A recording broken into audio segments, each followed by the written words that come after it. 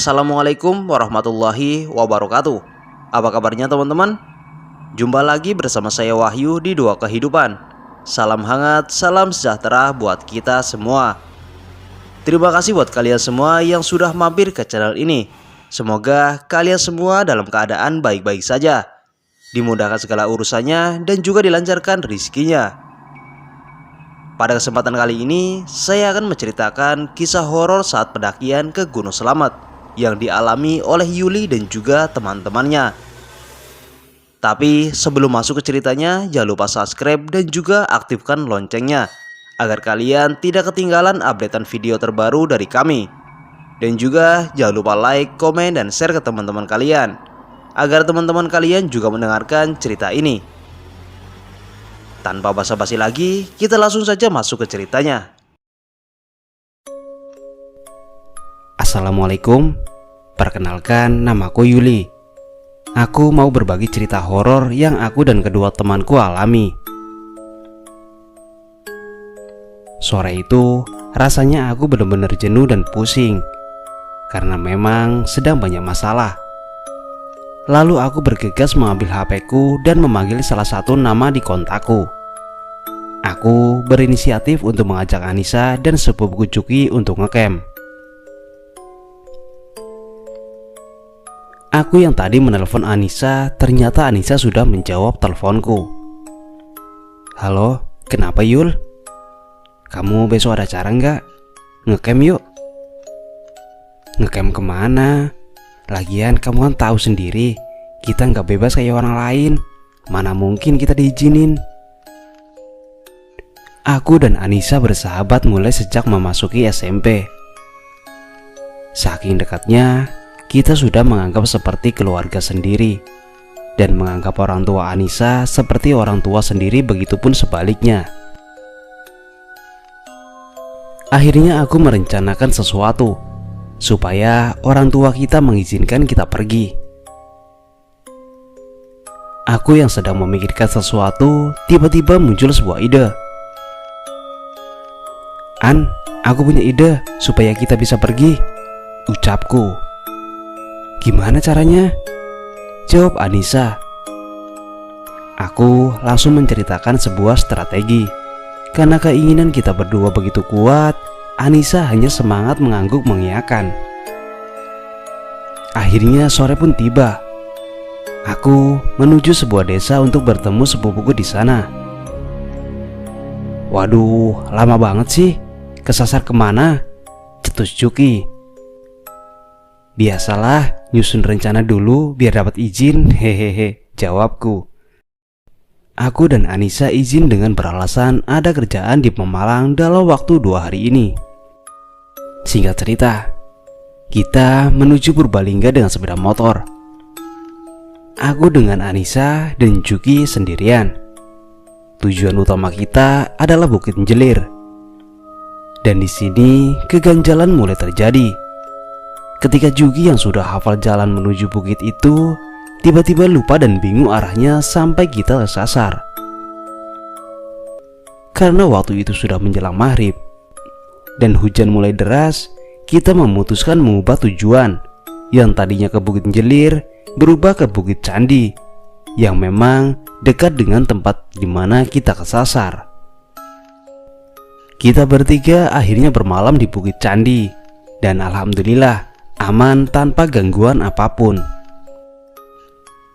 Singkat cerita, kita bertiga berunding untuk memutuskan ngecamp di mana lagi karena aku masih ada sisa 1 hari. Tiba-tiba Juki usul untuk ngecamp di jalur pendakian Gunung Slamet via Gunung Malang. Mau kemana lagi nih kita? Tanyaku. Jalur pendakian Gunung Slamet yuk, gimana? Ucap Juki. Kita berdua setuju dan langsung mengurus simaksi. Tidak lupa, kita mengisi data kita masing-masing. Tiba-tiba ada seorang bapak-bapak dengan membawa tas kecilnya. Mau naik mas, mbak? Bareng aja yuk, ucap bapak-bapak tersebut. Sembari tersenyum, kita menjawab, iya pak, duluan aja. kita menolak ajakan bapak itu karena kita yang memang masih capek dan memutuskan naik sebentar lagi. Akhirnya bapak-bapak tadi berjalan menuju arah jalur pendakian sendirian. Dengan sedikit tergesa-gesa, dia berjalan dengan cepat sampai tidak terlihat. Akhirnya setelah beberapa menit istirahat dan memang capeknya mulai reda, kita memutuskan untuk naik. Aku mengambil posisi paling depan, disusul Anissa di tengah dan Juki di belakang. Awal perjalanan kita aman-aman saja. Tidak lupa kita bercanda ria dan saling tukar cerita. Waktu pun sudah mulai gelap. Tiba-tiba Juki hilang entah kemana. "Yul, berhenti."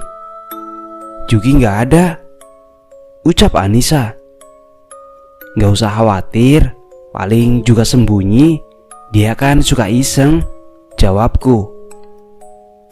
Sebenarnya aku sedikit panik di sini.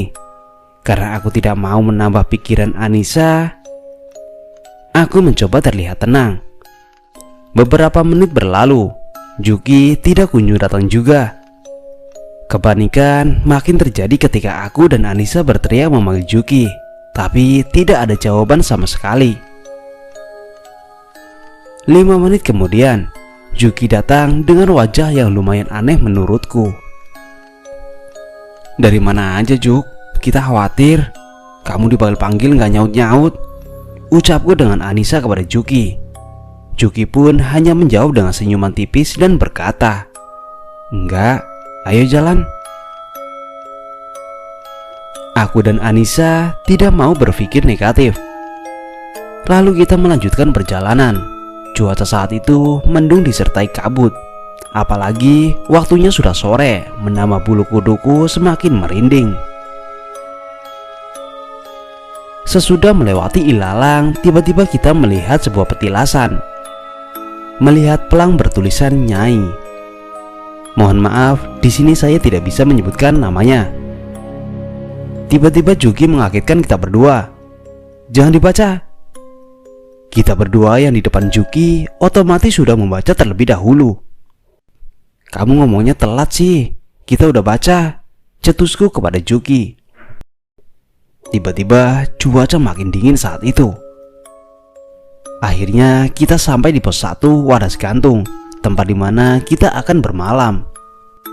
Aku dan Anissa bergegas mengeluarkan tenda dari keril dan mendirikan tenda, sedangkan Juki pergi entah kemana.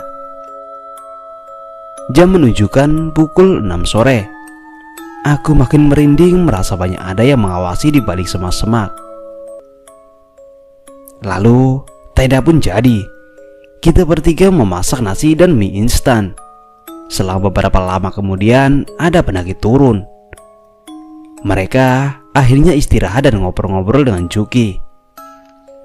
Aku dan Anissa yang sedang sibuk membereskan bekal dan menyusun rapi di dalam tenda hanya mendengarkan lewat tenda saja. "Mas, tadi papasan sama bapak-bapak naik sendiri nggak?" tanya Juki. "Enggak mas, dari tadi kita gak ketemu orang naik," jawab pendaki itu. Aku kaget mendengar jawaban para pendaki itu. Kemana bapak itu? Kenapa tidak papasan dengan pendaki itu? Lewat jalur ini harusnya berpapasan.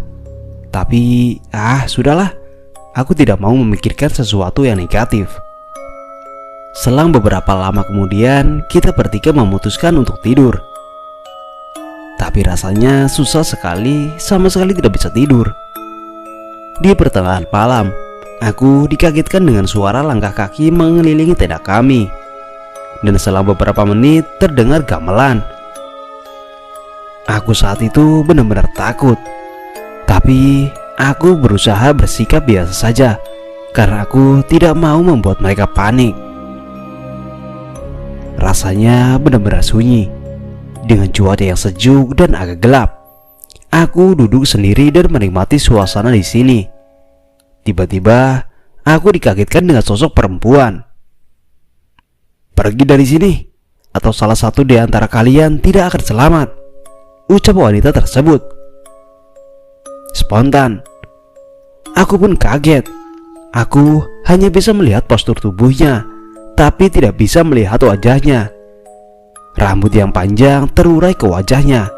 Ditambah lagi karena gelap, aku sama sekali tidak bisa melihat wajah itu.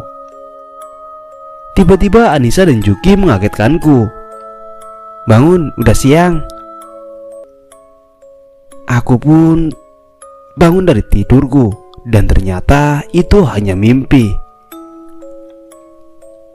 "Nis, Juk, aku mimpi serem banget," ucapku. "Cuma mimpi buat tidur, gak usah dipikirin," jawab Juki. Aku terus berpikir positif. Ya mungkin saja itu hanya mimpi dan bukan pertanda buruk. Cuaca pagi itu sangat sejuk, ditambah lagi pemandangan yang indah. Tidak lupa kita menyeduh kopi, masak nasi, dan masak sayur. Selesai sarapan, kita mengambil beberapa spot foto dan selfie bersama. Setelah puas foto-foto, kita bertiga duduk di depan tenda, ngobrol dan bercanda ria. Lalu, kita melihat jam menunjukkan jam 10 siang. Anissa terus-menerus mengajak turun dengan muka yang lumayan panik. Aku yang merasa masih ngantuk dan lelah menolak ajakan Anissa. "Nanti habis duhur aja turunnya, sekarang tidur dulu aja lagi ya, sebentar," ucapku dan Juki kepada Anissa. Selang beberapa menit kemudian, hujan pun turun, menambah rasa ngantuk. Aku bertukar posisi dengan Anissa, yang tadinya di tengah pindah ke pojok tempat Anissa semalam. Tiba-tiba aku merasa dingin. Saking dinginnya aku tidak bisa mengontrol rasa dingin itu. Dan aku dibuat kaget dan panik karena kedua temanku hilang entah kemana. Aku di mana? Kemana Anissa dan Juki? Kenapa aku sendirian? Sunyi, gelap, walaupun terang, dan sudah dipastikan hutan ini tidak berpenghuni. Keadaan itu membuatku takut dan menangis sesenggukan. Aku berada di bawah dua pohon besar yang berjejer seperti gerbang. Di atas pohon besar itu ada burung besar hitam dan mulut yang sangat panjang, dengan mata merah menyala. Tatapan burung itu membuatku semakin takut dan panik. Anehnya burung itu sama sekali tidak menyerangku, hanya menatapku terus-menerus. Aku yang panik dan takut langsung lari mencari jalan keluar. "Juki, Anissa!" teriakku mencari mereka berdua dengan tangis sesenggukan. Rasanya sudah berjalan jauh dan saat lelah aku dibuat kaget. Betapa tercengangnya aku ketika melihat aku kembali di bawah dua pohon besar itu. Burung itu selalu menatapku. Tatapannya membuatku sangat panik. Aku langsung berlari lagi mencari jalan keluar. Badanku lemas dan sangat lelah. Rasanya sudah jalan sangat jauh. Tapi lagi-lagi aku kembali di tempat dua pohon besar itu. Kenapa? Kenapa aku berada di sini lagi? Aku sudah jalan jauh, tapi kenapa kembali lagi? Ucapku dalam hati sembari menahan rasa takut dan panik. Aku benar-benar pasrah. Rasanya benar-benar putus asa. Badan yang lemas, tak bertenaga, dan lelah membuat aku semakin menangis sejadi-jadinya. Tiba-tiba dari arah dua pohon besar itu muncul seorang wanita cantik dengan gaun keemasan. "Ayo ikut saya," ucap wanita tersebut sembari tersenyum. Wanita itu lalu menggandeng tanganku. Aku melewati dua pohon besar itu. Betapa kagetnya aku ketika melihat tempat itu berubah menjadi kerajaan yang sangat besar dan sangat luas. Di sana sangat ramai, dari mulai remaja sampai tua. Ada yang memainkan gamelan, ada yang bolak-balik bawa karung, dan yang membuat aku ngeri ketika aku melihat beberapa remaja pria dan wanita sedang disiksa. "Kamu pasti lapar, ayo makan," ucap wanita itu kepada aku. Di meja makan benar-benar dipenuhi banyak sekali makanan, dari mulai buah-buahan sampai makan makanan yang lezat. Aku memang lapar, tapi aku tidak ingin makan. Aku hanya ingin keluar dari sini, ucapku. Kamu tidak bisa keluar dari sini. Kamu harus jadi pengikutku, ucap wanita itu. Aku dibuat makin panik dengan ucapan itu. Seketika itu, aku langsung lari meninggalkan wanita itu. Lari sejadi-jadinya. Setibanya sampai di dua pohon besar itu, aku merasa sangat lemas. Kakiku benar-benar sakit dan sangat lelah. Aku yang sedang menangis sesenggukan dan berharap ada pertolongan. Tiba-tiba datang seorang wanita berpakaian serba putih. Aku tidak bisa melihat wajahnya. "Kamu mau keluar dari sini?" ucap wanita tersebut. Aku pun menjawab dengan nada yang pasrah dan menangis sesenggukan. Percuma. Beberapa kali aku mencoba keluar, aku tidak bisa keluar dari sini. Aku minta tolong sampaikan kepada kedua temanku agar bergegas turun. Aku ingin mereka selamat. Tiba-tiba wanita itu menarik tanganku dengan keras.